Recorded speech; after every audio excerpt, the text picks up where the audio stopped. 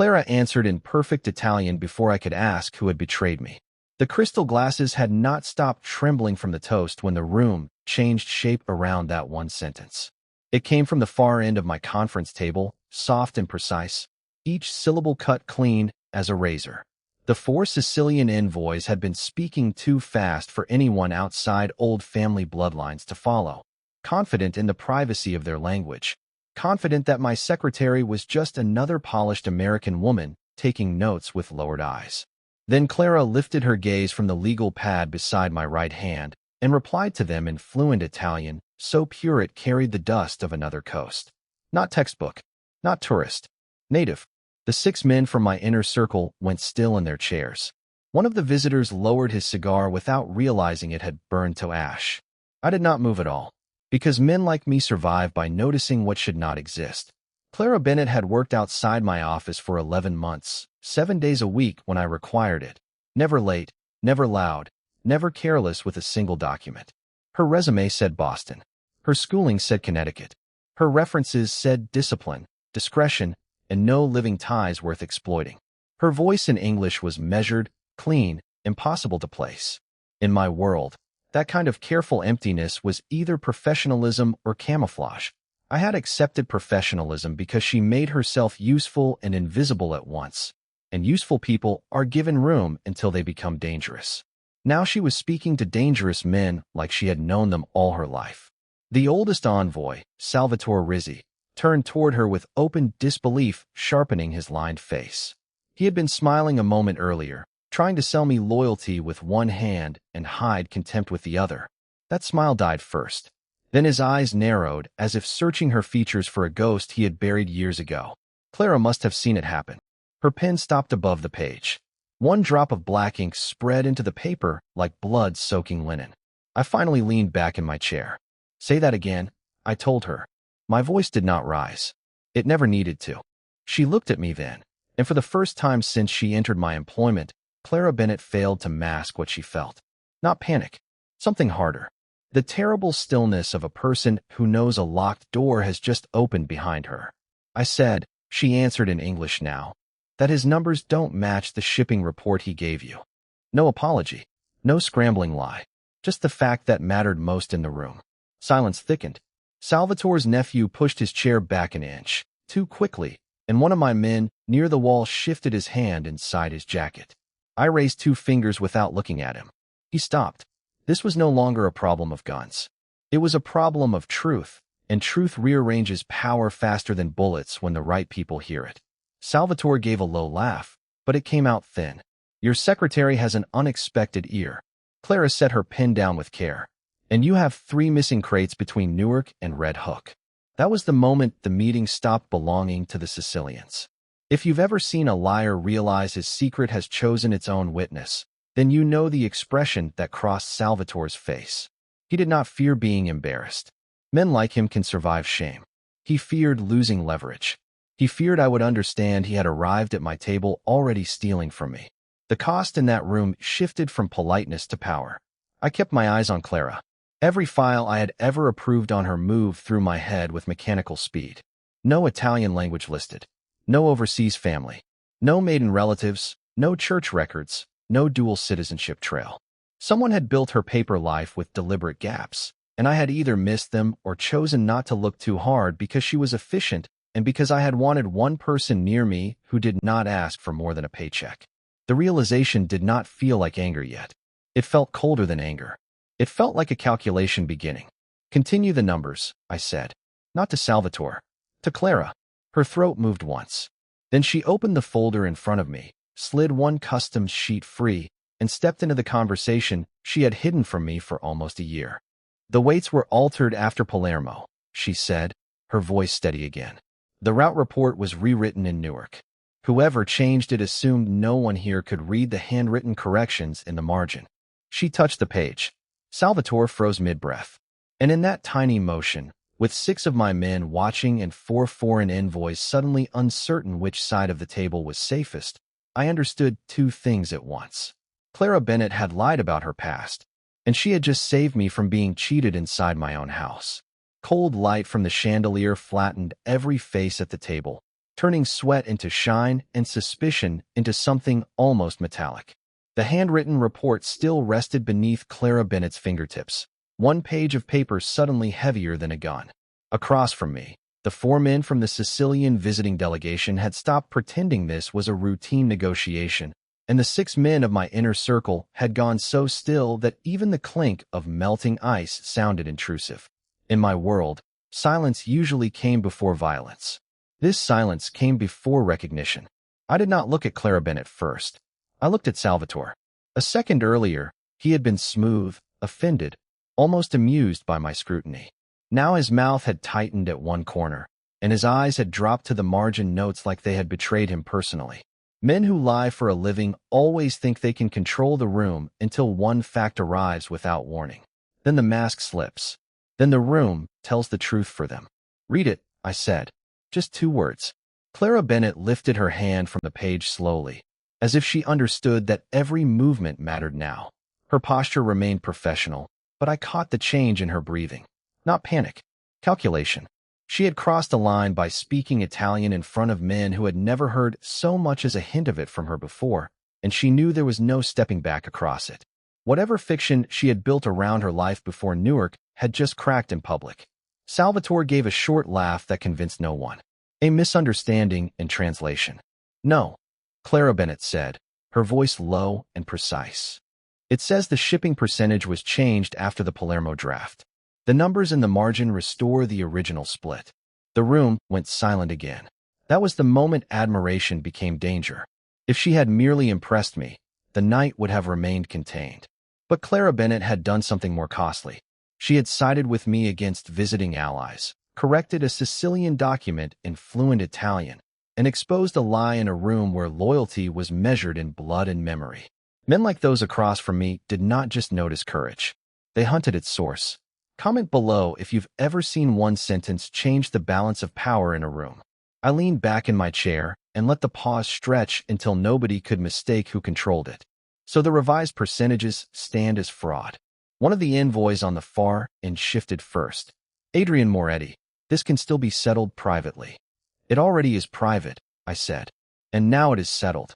The oldest of the 4 envoys narrowed his eyes at Clara Bennett, not at me. That was what troubled me most.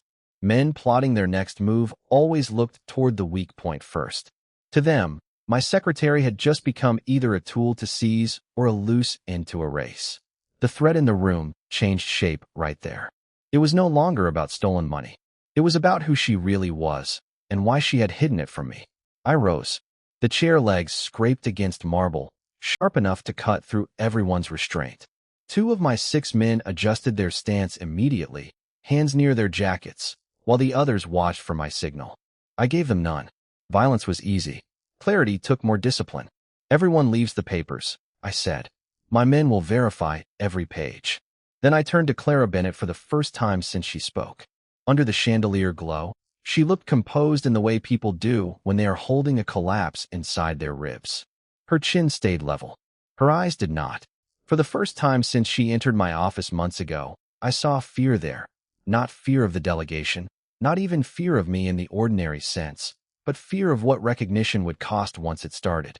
"You knew this hand," I said. A beat passed. "Yes. You were waiting to see whether I'd notice." The conference room on the 39th floor always felt colder when outsiders sat at the table. Frosted glass held back the city lights. A strip of amber from the chandelier cut across crystal tumblers, polished walnut, and the hard faces of men who had come across the Atlantic with smiles too formal to trust. I remained at the head of the table, saying nothing, while the 6 men from my inner circle watched the 4 Sicilians measure the room the way hunters test wind. Clara Bennett stood 2 steps behind my right shoulder with a legal pad in her hand, still as a witness waiting to be called, and all I could hear beneath the low exchange of greetings was the echo of her answer from minutes earlier. "Yes, you were waiting to see whether I'd notice." One of the Sicilians, broad-shouldered and silver at the temples, slid a folder onto the table and began speaking in Italian too quickly for courtesy and too casually for comfort. I understood enough to catch numbers, shipping windows, names of ports, and the kind of omissions that matter more than what is said aloud. Another delegate answered with a tighter voice, sharper consonants, one hand flattening against the wood. My men shifted almost invisibly. A chair leg scraped. The air changed. Then the phrase landed. Not loud. Not theatrical. Just one sentence in Italian, spoken with the lazy confidence of a man who thought everyone dangerous in the room already agreed with him. Kill the American witness before dawn. The room did not erupt. Rooms like mine never do at first. Violence starts in silence, in eye contact, in the half-inch movement toward a jacket where a gun may or may not be resting. Two of my men straightened. One of the visitors angled his body. The silver-haired delegate looked at me, not alarmed but testing, as if he wanted to see whether I had brought him into a business arrangement or an ambush. I was already deciding which man would die first if this had been aimed at my house, when Clara Bennett stepped forward. "Avete capito, male," she said. "You misunderstood." The words came out clean, unhesitating, native in rhythm and burnished in the throat by a lifetime, not a textbook. Every head turned. Even the city beyond the glass seemed to hold its breath. Clara Bennett did not look at me. She looked directly at the man who had spoken and continued in flawless Italian, calm enough to shame the panic out of the room. She explained that the phrase under dispute referred to an American customs informant attached to a dockworkers' inquiry in Newark, not to any guest, employee, or protected interest under my roof. Then she corrected his idiom, gently, almost politely, pointing out that in his regional shorthand he had dropped the clarifying word that would have separated witness from visitor. It was the kind of correction only someone born into the language would dare make in a room like that. No one moved. The silver-haired delegate's expression shifted first. Not fear. Recognition. He looked at her the way men look at a landmark they never expected to see in another country. The second delegate narrowed his eyes. One of my own men cursed under his breath. On the table, the crystal water glass beside my hand had gone perfectly still. If that line just saved this room, stay with me, because lies like hers never come cheap. The man Clara Bennett had corrected gave a short, embarrassed laugh and amended his statement in slower Italian. The tension broke by degrees rather than all at once. Shoulders lowered. Hands left jackets. One of the delegates even nodded his thanks to her, though his eyes remained suspicious now for a different reason. My men relaxed enough to sit, but not enough to forget what had almost happened. I did not join the conversation when it resumed. I watched Clara Bennett set her pen back against the legal pad, as if she had merely translated a scheduling conflict. But there was color in her face now, and not from triumph. The meeting ended under a silence that felt arranged, not natural, like velvet pulled over a blade. Chairs scraped marble. Crystal glasses caught the amber light.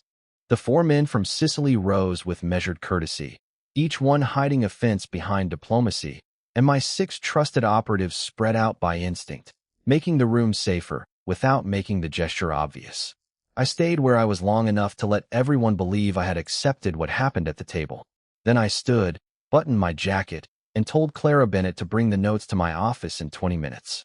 I did not look at her when I said it. That was deliberate. By the time the doors shut and the private floor settled into its usual midnight hush, I had already made one decision. I would not confront her tonight. Anger was cheap. Questions were expensive.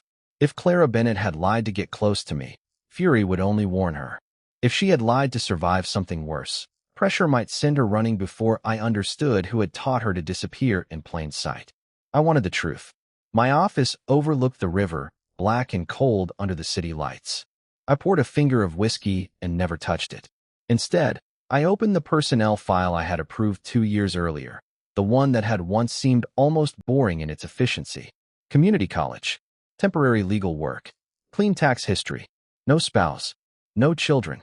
No criminal ties. A woman with perfect clerical discipline and no appetite for attention. Now the perfection looked staged. I called in one of my men from the inner circle, the quiet one who handled records the way other men handled knives. I gave him no speech, no accusation, no theory grand enough to poison the search. Pull everything. He nodded once and left. When Clara Bennett entered with the legal pad against her chest, I had the file closed and my face empty again. She placed the notes on my desk with the same care she gave every detail of my life. There was still a trace of color in her cheeks, but it had cooled into control. She asked if I needed the translated portions typed separately for the secure archive. I said yes. I asked whether the delegation had offended her. She said no. I asked where she had learned to stay calm under pressure. Her fingers tightened around the pen. Work teaches that, she said. A neat answer. Too neat. I dismissed her with tomorrow's schedule, nothing more, and watched her leave without once turning around. The old version of me might have mistaken that for innocence. The man I had become understood another possibility. Discipline so practiced it had replaced fear. An hour later, the first contradictions arrived. Her university attendance records existed, but 2 semesters had no professor signatures attached to the archived forms. Her apartment lease history showed a 14-month gap before she started working for me, yet her tax returns from that period had been paid on time from 3 different short-term payroll accounts that no longer existed. Her birth certificate matched. Her social security number matched. Her driver's license was valid. Every surface fact held together. The empty spaces did not. I ordered deeper access. Banking shadows. Hospital intake logs. Sealed civil motions. Old employment references. Most dead ends looked normal. These had been polished. Erased too cleanly. Dates aligned with almost artistic precision. Former addresses led to buildings sold and renovated. One listed supervisor had died 7 years ago. Another had moved overseas and left no forwarding trail. It was not the mess of a careless liar. It was the architecture of someone professionally removed from history. I stopped reading and felt, for the first time that night, something colder than suspicion. Someone powerful had done this. Not recently. Not sloppily. Years ago, with enough reach to clear records without triggering alarms. That changed everything. A woman hiding a shame was one problem. A woman protected by an invisible hand was another. The emptiness inside a sealed record room has its own sound, a padded hush that makes every instinct louder. I stood there with Clara Bennett's paper trail spread across the steel table, and the longer I looked at the cleaned edges of her past, the clearer one fact became. This was no frightened young woman erasing a mistake. This was a coordinated disappearance, old and expensive, done by people who knew where government archives bent and where private databases broke. By dawn, I had ordered the 6 men in my inner circle to touch nothing visible, ask nothing direct, and watch everything around her instead. If someone had buried Clara that deep, then disturbing the grave carelessly would only warn the people who put her there. Morning came in cold bands of gray over Manhattan, and the office tower reflected it like a blade. From my glass wall, I watched Clara Bennett cross the lobby floor with her usual measured pace, coffee in one hand, tablet in the other, the picture of a woman whose life obeyed clean lines. But there was a flaw in the rhythm now. At the brass security gate, she slowed half a beat too long, not enough for anyone casual to notice. Her eyes moved to the mirrored panel beside the elevator, then to the doorman, then to the black SUV idling across the street. She knew. That changed the texture of the day before I ever spoke to her. People who sensed surveillance usually did one of 2 things, panic or perform innocence. Clara did neither. She altered. She left files on her desk out of order, then corrected them after lunch as if testing whether they had been touched. She took the stairs once instead of the elevator. She stopped using office Wi-Fi for anything beyond calendar updates and switched to cellular data, thinking no one would catch the change. By noon, I understood she was not reacting to me. She was reacting to a hunt she already recognized. I let the hours breathe and watched her build a defense without calling it one. The first answer to an old question arrived at 2:17 p.m., not through violence, but through paper. Clara entered my office carrying a stack of contracts for the Sicilian visiting delegation to review before the evening schedule. Her face was composed, but not naturally. There was a brightness in her eyes that had nothing to do with confidence and everything to do with fear held under muscle. I need to know who opened my personnel file. The room went still. Outside my door, the muted sounds of printers and distant footsteps faded into the kind of silence that strips lies bare. I leaned back and studied her. This was not a plea. It was a line drawn by someone who had just learned the walls around her were thinner than promised. You tell me why it matters, I said. Her jaw tightened. Because someone else knows it was open too. That was the first time Clara Bennett gave me something more valuable than information. She gave me timing. Whoever had flagged her had not simply found her. They had announced that they had found her. Then the city delivered the second blow. At 5:40 p.m., as the building lights turned the windows gold and the streets below thickened with cabs, Clara left through the side exit instead of the main lobby. One of my men from the inner circle, positioned a half-block away, kept visual distance and sent me a single image from his phone. Grainy. Zoomed. Enough. A pale woman in a camel coat stood across from a florist's stand, one gloved hand holding an old photograph. Even through the distortion, the family resemblance hit like a hammer. Same bone structure. Same eyes. Same sharp, inherited mouth. Not Clara Bennett exactly, but close enough to end all doubt. Within minutes, I had confirmation on the second image from another angle. One of the 3 blood relatives tied to the family line Clara had erased, now standing in my city as if the years between had never happened. Rain slicked the loading dock behind the river warehouse, turning the cracked concrete black under the security lights and making every footstep sound like a warning. I kept the old photograph in my inside pocket as I watched the truck get backed into position, its white trailer plain enough to pass for produce, valuable enough to start a small war if the wrong men cracked it open. The East River wind cut through my coat, sharp and wet, but I stayed still and let the cold do its work. Pressure stripped people down faster than questions ever could. I had arranged the run myself. Not because I needed the shipment moved tonight. Because I needed Clara Bennett cornered. By then I knew 3 blood relatives from the family line she had buried were in my city. I knew one face from the photograph, and I knew the lie she had built around herself was no longer holding. What I did not know was worse.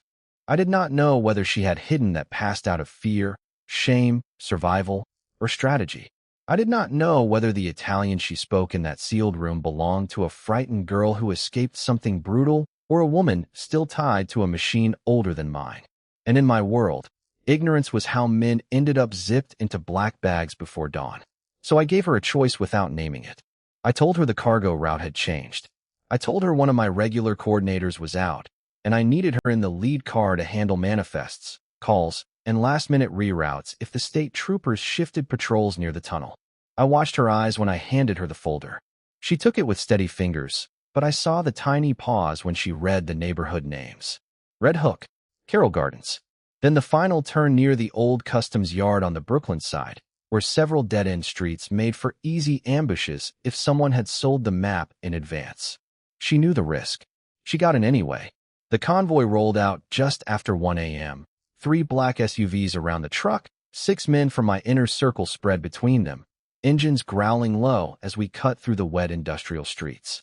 Clara Bennett sat beside me in the lead vehicle, the dashboard lighting one side of her face blue, the other side swallowed by shadow. She said almost nothing. Neither did I. Between us, suspicion sat like loaded steel. Then my phone buzzed once. A blocked number. No voice. Only a text in Italian. Wrong gate. They're waiting at the south entrance. I turned the screen off before she could read it. That message could have meant anything. A bluff.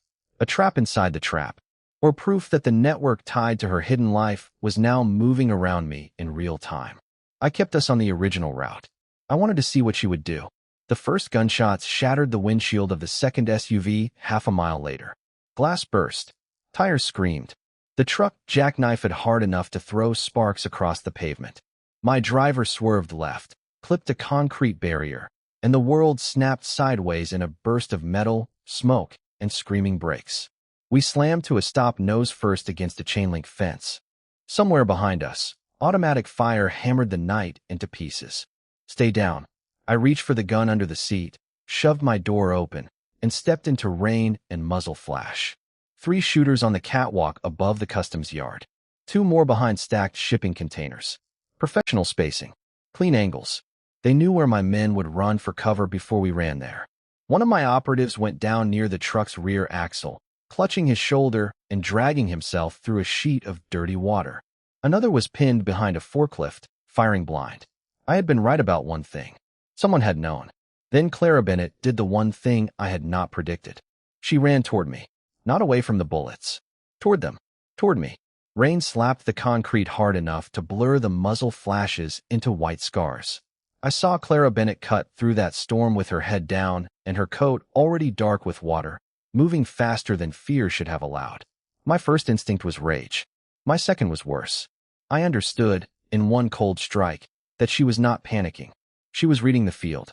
Down, she shouted. I hit the pavement half a second before a fresh burst chewed through the steel pillar where I had been standing. The sound rang through my ribs. Clara Bennett slid beside the injured operative near the truck's rear axle, grabbed the back of his jacket, and dragged him with a brutal, practiced efficiency that did not belong to an office desk or a polished conference room. No wasted motion.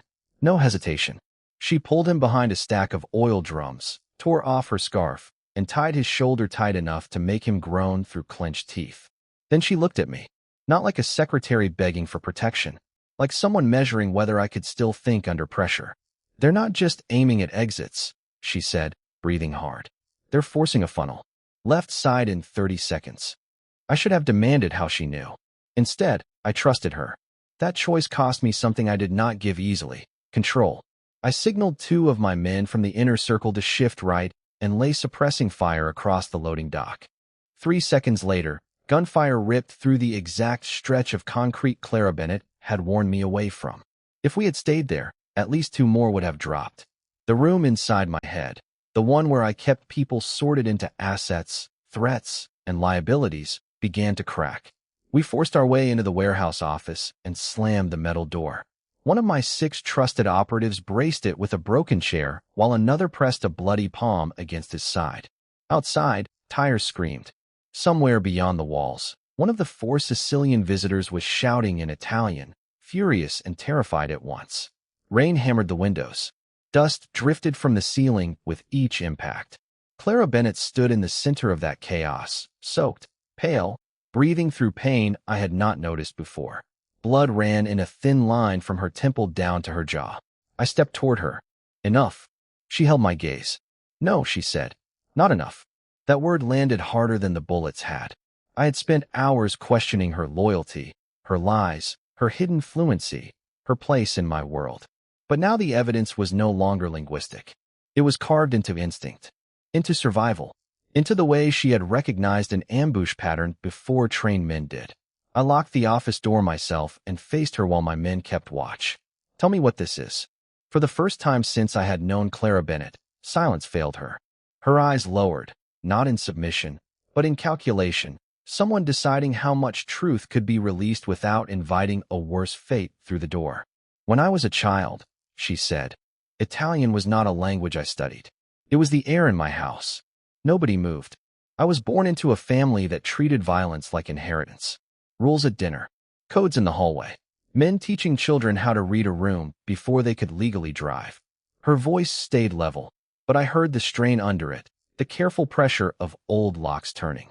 I learned when to speak, when to stay quiet, how to hear danger in politeness, how to know who was lying before they finished a sentence.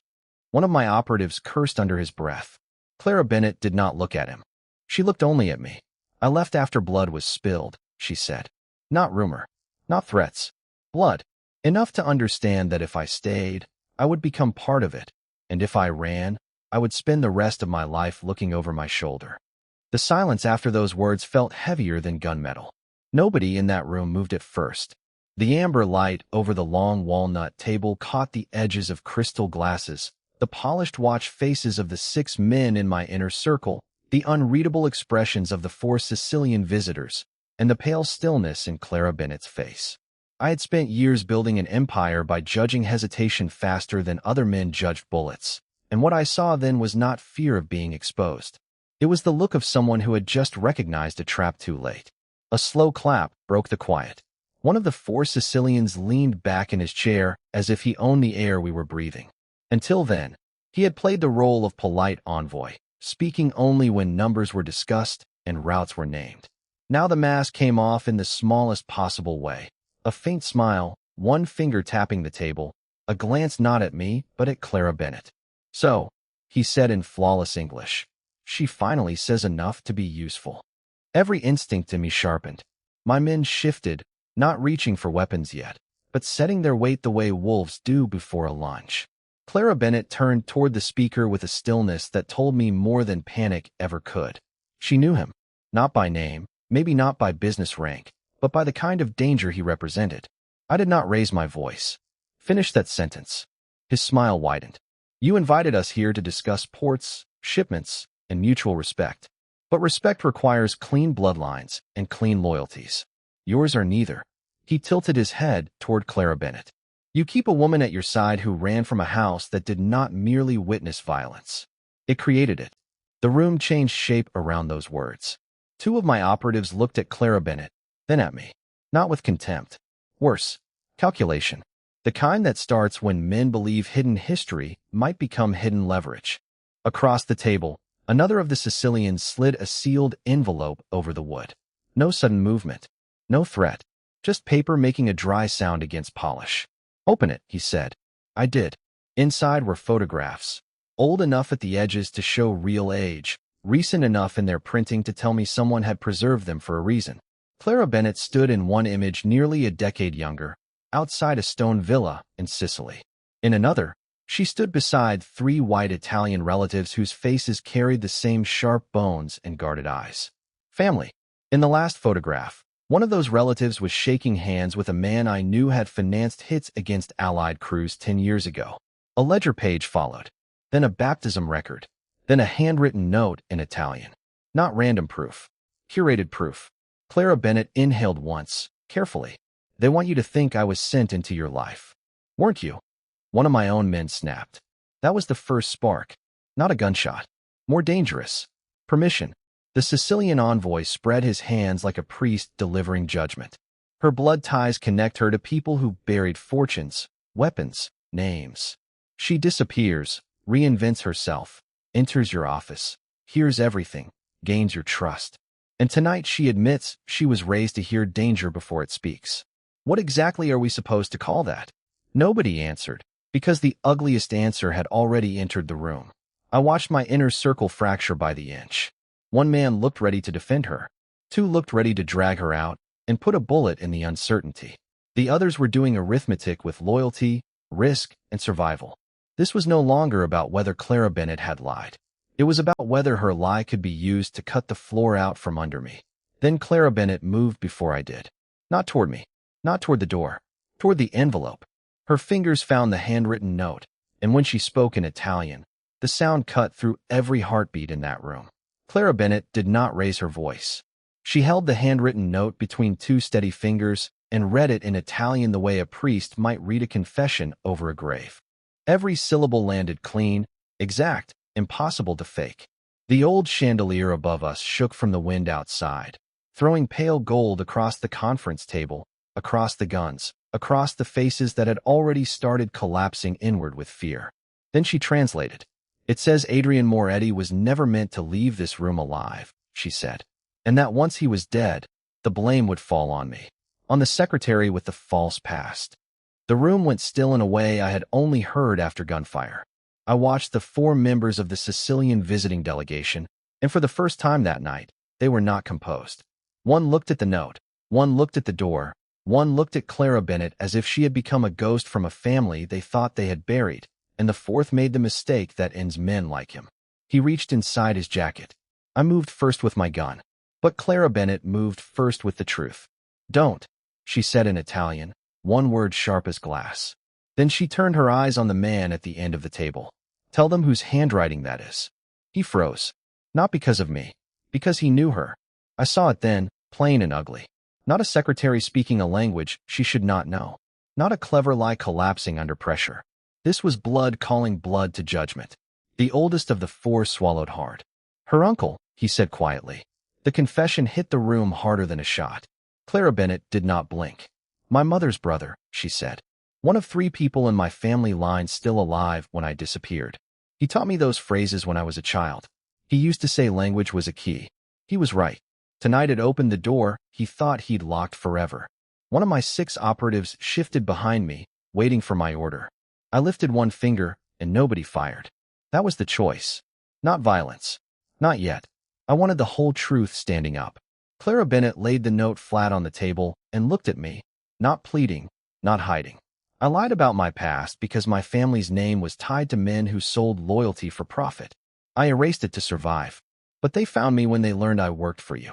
They wanted my silence, your death, and a clean story to hand the police after. I believed her before she finished. Not because I was weak for her. Because every missing piece finally locked into place with the ugly click of real things. The leaks. The timing. The delegation's insistence on privacy. The envelope placed where only someone desperate to frame her would make sure it could be found. They had not just discovered Clara Bennett's lie. They had built a murder around it. The man who had reached for his jacket slowly pulled out not a gun, but a second folded paper. My men took it, opened it, and found account numbers, transfer schedules, and the names of 2 compromised intermediaries. Enough to prove the delegation had arranged payment for my death and for the collapse of my operation from the inside. Quiet justice is the cruelest kind because it leaves nowhere to hide. I stepped around the table until I stood beside Clara Bennett instead of across from her. That changed everything in the room. The 6 who served me understood it at once. The 4 visitors understood it 1 second later, and that 1 second cost them whatever hope they had left. You came into my house under truce, I said. You used her blood to sharpen your knife. You lied to my face and tried to bury the truth under hers. Nobody answered. They did not need to. I gave my orders plainly.